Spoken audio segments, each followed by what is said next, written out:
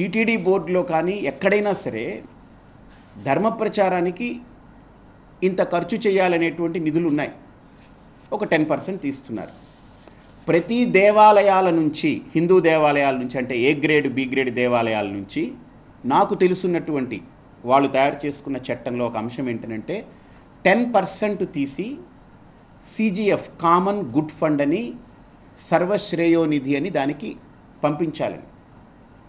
అది common good fund అనే ఖజానా ఎవరి చేతిలో ఉంటుందని అంటే కేవలం ముఖ్యమంత్రి గారి యొక్క ప్రమేయంతోనే నడుస్తుంది.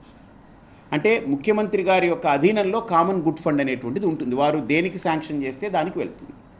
ఇప్పుడు మేము అడిగేది ఏంటంటే భక్తులు వేసిన కానుకలు కదా, ముఖ్యమంత్రి గారు దేనికి ఇస్తున్నారో ఒకసారి మాకు రైట్ టు ఇన్ఫర్మేషన్ యాక్ట్ ప్రకారం ఓపెన్గా పెట్టండి అంటే అదేం పెట్టడానికి లేదనేస్తారు వాళ్ళు.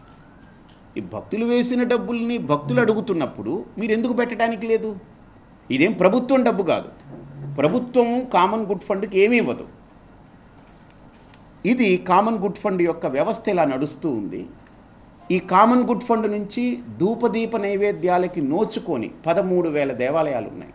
అంటే ఎండోమెంట్స్ చేతిలోకి బ్రిటిషర్లు వెళుతూ 33,000 దేవాలయాలు అప్పచెప్పారు. ఇది దేవాలయ వ్యవస్థ. ఆంధ్ర, తెలంగాణ, రాయలసీమ ప్రాంతంలో ఉన్నటువంటి వ్యవస్థ అని అప్పచెప్పి వెళితే ఈరోజు 13,000 దేవాలయాలు సుమారు ధూపదీప నైవేద్యాలు లేకుండా, నోచుకోకుండా, బూజు బట్టి అక్కడ అసాంఘిక కార్యక్రమాలకి అడ్డాగా మారి అది ఏమేం జరుగుతుందో అర్థం కాకుండా ప్రాచీన వైభవం ఉన్నటువంటి దేవాలయాలన్నీ ఈరోజు ఇలా చేశారు వాళ్ళు. అంటే మా దేవుళ్ళని దిక్కులేని వారుగా చేసినటువంటి ఒక వ్యవస్థ ఎవరిదని, ఆ దేవుళ్ళకి ధూపదీప నైవేద్యాలకు కూడా కరువు తెచ్చిపెట్టినటువంటి పాత్ర ఎవరిది?